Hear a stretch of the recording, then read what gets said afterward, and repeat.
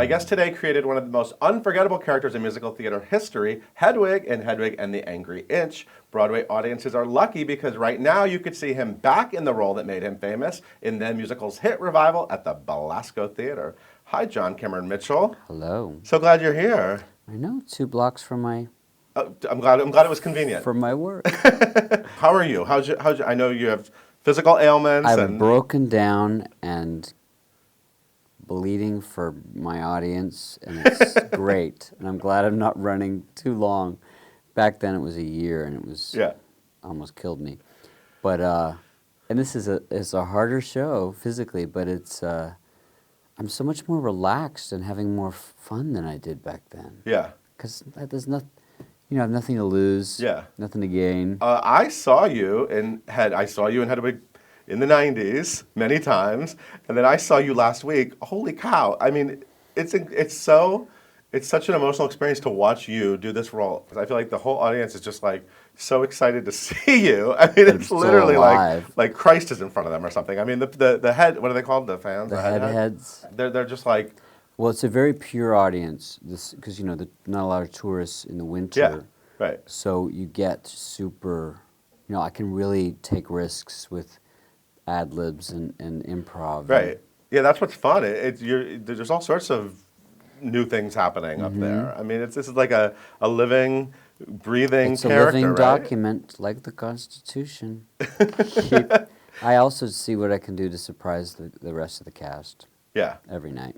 Does it feel, you were nervous doing it, right? Were you nervous ahead of time to like I was nervous in rehearsal. Yeah. Definitely. And it was painful and physically, but also like emotionally. I'm like, what am I, you know, like measuring up, and I hadn't really performed on stage in 17 years, really. And so it was like, can I do it? I knew I sort of could, but it was just a lot of scar tissue breaking up. But once the audience was there, it felt good. And then I messed my knee up, which I blame Neil Patrick Harris for creating the most difficult choreography possible.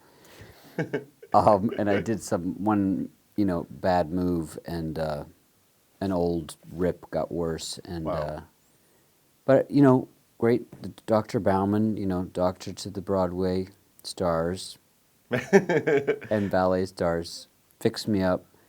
And I rewrote the script to incorporate the knee. Yeah, Isak, crate, right? Yeah, it was all about putting, you know, the crate. It's like moving the crate around. I was actually going to have a crate for you, and I don't have it. I'm sorry. People keep giving me jokes too, like the greatest love of all, and very grateful you could be here, and all of that kind of stuff. It's endless Borscht Belt material. It is so awesome to see how many talented actors want to do this role. I mean, it's so amazing. Well, it's one of those roles, you know, it's like it uses up so many different parts of you that you know, the like, oh, I won't replace kind of, you know, auteur kind of fades a little, because it's like, I want to try this, you know, I want to see how hard it can be. Yeah. And actually, nothing is ever frightening again after doing it in terms of the breadth of it, you know, the intensity of it. Other roles seem like a piece of cake. You know, Hamlet doesn't have to sing 12 songs and dance around on the, you know, with the... So, you know... So when you see Neil Patrick Harris do it, and Eddie Reynolds, and Michael C. Hall, and now Darren Criss is next, all these super talented guys, something that started so personal for you, it was just sort of an extension of you originally, what's it been like over the last year, sort of watching it become this? Well, you know, over the years I've seen other people do it, and I've seen other people in other cultures do it. Right. So I never felt attached, or I just felt honored and proud that so many different kinds of people could find stuff in common. You know, Hedwig wasn't me, but it came out of my feelings. Right. You know, it's like I was not a trans person, I wasn't German, I wasn't... So I was always, you know, projecting possibility of my feelings in another environment. And that's what people continue to do. And, you know, in terms of gender, and I see all kinds of genders being able to play this role, different ages, ethnicities are, you know, irrelevant. And it's just great. And so I'm stealing from the best, too, you know, watching Neil and like... Well, I was going to say, were you inspired by seeing any of those guys do it on Broadway? Of course. I felt, you know, nice to not have to do it, because I'd done it for so long. I'd never felt like, oh my God, I wish. But, you know, in the back of my mind, I was like, well, there might be a time that works out. And then the reality of the slot being available, then I kind of panicked a bit, you know, Right. and had to quickly train. And it's fun to see how far the body can go, you know, at a certain age. I'm, you know, 52 in a month. But then you look at Patti LuPone and Gypsy, whatever, you're like, shut up, you know, Right. Cheetah Rivera, for God's sake. Just You shut still up. have the boyish face of a 25-year-old. Oh, You're thank still you. you're Well, I still like all your You're still flood- Dickens singing Wick in Secret Garden.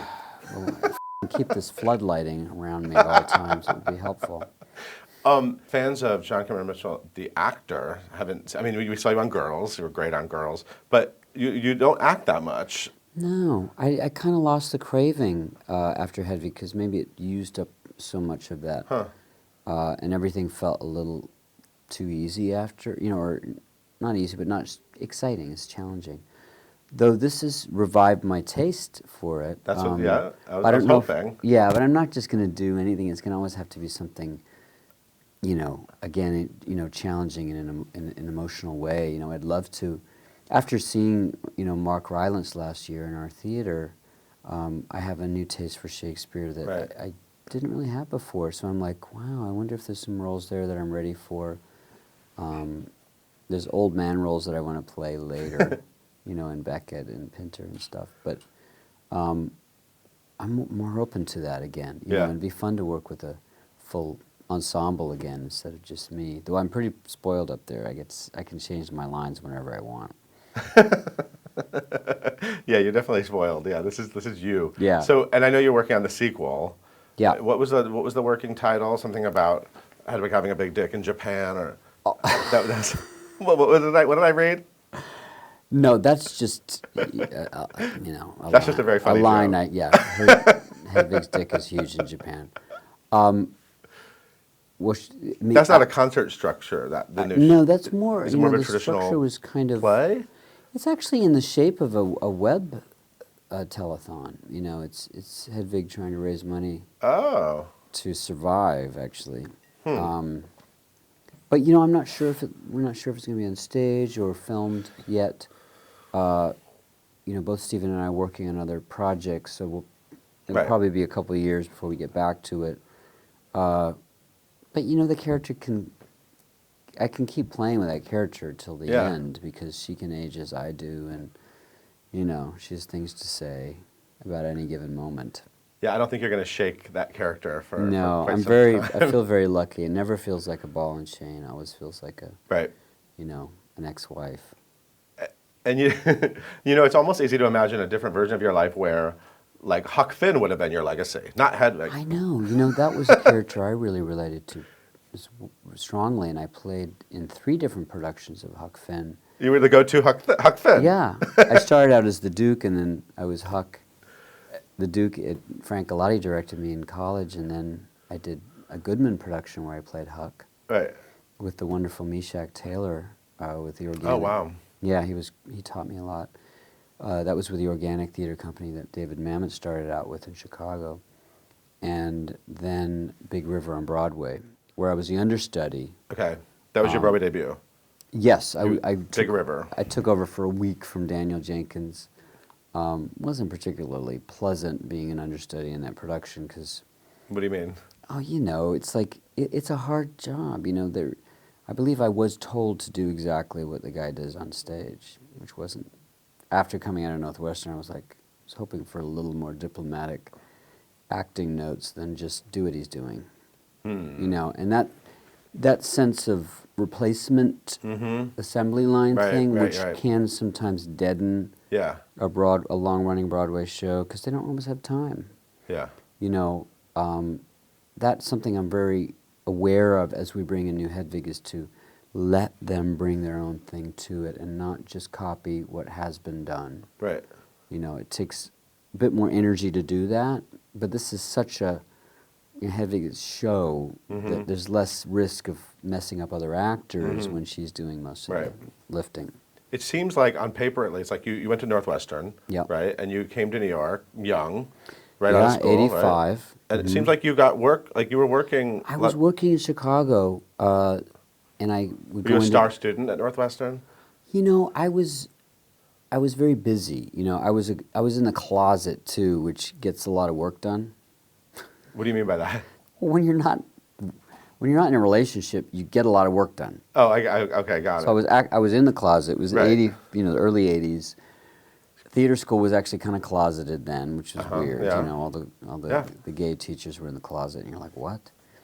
But you know, it was a different time, and Northwestern was pretty conservative and a little bit uptight, but New York was rough. 81, the crime, Yeah. AIDS hit. Yeah.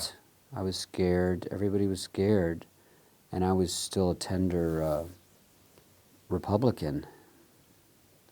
So you weren't. I got over that in a year or so. So you weren't acting on your gay impulses when you got to New York. No, Wow. no, I was very Catholic, and which hasn't stopped a lot of Catholics though. You know, I came out right after I did Huck Finn. It gave me the confidence. Really? You know, and then Like came out to your family and. yeah, came out to everybody, and which is funny at theater school having to come out. Seems absurd. But you're right. Like a guy your age moving to New York at that time could very easily get eaten up. Yeah, Yeah. it was a scary time, you know. And if I had been if I'd been like open to the madness, I might not be here today. You know, Right. so everything is in its time. Yeah. I always think finding your artistic thing, finding your sexuality, it happens as long as you're moving. You know, it's all in good time. you Right. know. But you were getting a lot of TV work. I was working a lot. Yeah, you were I was doing. You were sort of on a roll right from the get go. Yeah, I was making a living right away, luckily. But there was a lot of teen movies and and John Hughes movies shooting around me, and. So But you have some. Can I talk about some of your funny TV credits? Because Yeah. I enjoy them. I enjoyed your IMDb page a lot. I loved that you were on the Twilight Zone reboot. There was that Twilight Yes. Zone back then. Yeah. Did you play something creepy or I was like a fast food guy who was shot in the head. just that? And Just had some- one of those Yeah. auditions. That guy. That role again. And you did an ABC After School special. You were a Yes. friend at bus stop, which sounds pivotal. Yes. Remember Malcolm Jamal Warner? Of course, yeah. He, the issue was suicide, teen suicide, and I was the guy that said, he killed himself. Don't you get it? Wow. That was it. So it was a very special. It was after a very school special. Well, they were all special. Special. They were all special. They were like a big part of our culture. You were on the Stepford Children, Yes, which is like a sequel to. I was the first ugly punk rock kid who was turned into the nice paper boy, Wow. replaced. Barbara Eden was on that. Barbara Eden. Did you get to interact Don with her? Murray, James Coco was in it. Oh wow. Dick Butkus, I don't know if you remember him. Always a memorable name. Yeah, he was mean to me in it.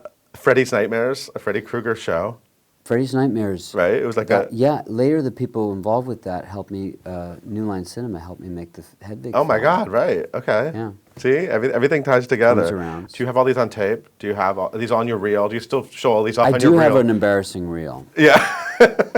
Very embarrassing. I think the people need to see I want to see your reel that you were like shopping around in the mid '90s. I want to see that Yeah, reel. my 80s work. I'm MacGyver. MacGyver, I saw that on there, and you were Manfred on Head of the Class. Head of a class. You which forgot was- his name. It's very was a pivotal. recurring role. And you like sang show tunes on that. Yeah, whenever they had a musical, I was brought in. I remember they used to do music. I used to love that show actually, and I remember they used to do they'd do like the school musical, right? Yeah, and I then did they would call you Hair. up, and you would like, Grease and Hair. and you sang. Elaine Stritch was Black on my Hair Boys? episode. Stritch was on it with you. She was the mother of a Vietnam vet, so she was outraged that they were doing Hair. And I remember her being outraged in rehearsals. She's like, this script. She threw the script across the room, which you didn't do on Broadway. On sitcoms. Right. You swallowed your anger and Right. took the money, but she was like, this is crap. And I was like, I could learn from this woman. So speaking of Broadway, I have to tell you, when I moved to New York, I moved in 1990, and very early on, I discovered what second acting was, right? It's You know, just the been skill of second canceled, acting, which is, hasn't getting a playbill and sneaking in at intermission. I don't know why. It's an but education it's education for many young people, and no one lost any money really. So are we encouraging it? Are we telling Well, the these were people? kids, right, who couldn't afford Yeah, it. exactly. I Otherwise, couldn't afford it. they would do a half price if they could because they loved it. But you know what I did? What? For some reason, a friend and I second acted The Secret Garden, like 20 something times, and I always sat in the box on the right, So you liked it house right, and I saw you sing Wick. 1,000 No, times. I didn't get to see. What's the other You one? missed Winter on my the Wind. first What's the other song? Winter on the Wing. That was the number, Winter on the Wing, where I was like just sort of a witch boy, but it didn't really progress the plot. And I think the show was a little long, so in the Tony period, they removed my song. They just got rid of it because they said, you know what, this isn't really doing anything. I think they wanted the show to be tighter for the to win a Tony. But I was That's not right. I was the, what do you call it? Well, you were really I was selling just- Wick. When's the last time you sang Wick? I can't remember. Do you remember the lyrics to Wick? Maybe. When a thing is Wick, do you want to give me any of it? When a thing is wicked, it has A life about a it. life about it. Do you ever? Is that like your motto? Do you ever, when you're down, just think like, you know what? I'm Wick. A thing is Wick. I have a life of. I don't do that. That's a great, just a great thing to just. It is a good word, though. Yeah. But wick also means penis in other jargon. Well, then there's that. So when a thing is Wick, Will it grow? It Yeah. will. it has a life about it. Wow. Yeah, I saw you sing that song many, many times. You must have liked it. Yeah, and I liked the box. Because it was a box, Yeah, house yeah. right box at St. James Theater. It was really Yeah, they big. It was never always u- empty. Do you Yeah. remember me up there? It was Wasn't it- always empty. And wasn't and it- you just kind of lay your legs out. Just It wasn't really a great view, I guess, for people, right? oh, it was great. It's fine for you. Yeah, I was like 20 feet from you while you were singing Wick. How'd you not remember? The box I- was usually empty. I loved that show, though. I loved everybody in it. It's- Allison Fraser and It's a beautiful Daisy show. Egan. It's just funny to me to think that that guy is now you. I was always that guy. I was always a little bit chafing at... Yeah, but you're so cool now. Like your image. I'm I was telling cool you, then. You're you No, pulled I off was- this whole thing. I was kind of a teen idol to certain, 13-year-old girls would be waiting outside. I mean, there's still girls at waiting. Secret Garden. Oh, yeah. I was Justin Bieber for about 10 people. But, in Hedwig, I'm also kind of Justin Bieber in Korea and Japan, where my penis is huge. Because it's been running there for 10 years, those two countries, on stage. Wow. And when I went to Korea, I stepped into this concert hall and performed for 8,000 people Wow. as Hedwig with the local Hedwigs, and I was just chased down the street. I had to hide under a truck. How did that feel? That It your was rock very and roll? exciting, but I'm glad it was a temporary thing. Jesus. But it was an interesting thing to know, Right. because there it's more of a popular American Idol-y kind of thing. Right. You've made 3 really great films. You made Hedwig, and then the Dirty. You did the Dirty movie. Oh, not Short dirty. bus was kind of dirty. It's I just remember. more open. And you were like naked directing it. At Well, points. I was. You were naked on the yes. set. I was, in one scene. Make everyone uncomfortable on the Yes, set. I joined in. I didn't want anyone to feel like I was just making them do stuff, so I joined in. It wasn't much fun, but solidarity. I believe I fiddled with a lovely lady, which is a first for me. But And then I'm we're assuming- about crossing boundaries. And I'm assuming you wore clothes on the set of Rabbit Hole. You didn't just show it off for Nicole Kidman, right? No, Nicole, she saw Short Bus, but she never commented on that one. I almost wonder how she felt about it. But I loved working with her. So what now? I mean, I love just like your career is so fascinating. That's like I said, the kids singing Wick when I was in the box. I couldn't even imagine Yeah. all of this would Well, have. I don't like to do any one thing, and I moved around a lot as a kid, so I always had to, see different parts of the world and enjoyed it. So next there's a film to be shot in London starring Elle Fanning called How to Talk to Girls at Parties, which is a punk era story with extraterrestrials based on a Neil Gaiman story. Cool. And I'd like to someday create a series of some kind. Huh. I'm not sure Like what an yet, HBO but thing or something? yeah, I mean, ideally something that's more, on one of these venues that's more challenging. Right. I don't know if I'm a network guy, but Right. Well, that's what's so great now. There's so many platforms yeah, to do. I love the venue or the form of a Yeah. long form narrative. Yeah. Then now you're Hedwig through April 26th. Yep. And then we have Darren Criss. Darren Criss. What are you doing with his eyebrows? Oh, it's, the magic. He has big, but I know, big bushy eyebrows. Magic. I know. Looks fantastic. I have a picture somewhere, but he really Did he looks audition? hot. Did you watch him audition? No, but I did see him in How to Succeed, and I was blown away. Yeah. He's a natural. And Yeah. he's got the rock and roll thing. Yeah. He writes the music. Yeah. So he's perfect. He's younger. Yeah. But I think, I got a couple of fun lines for that.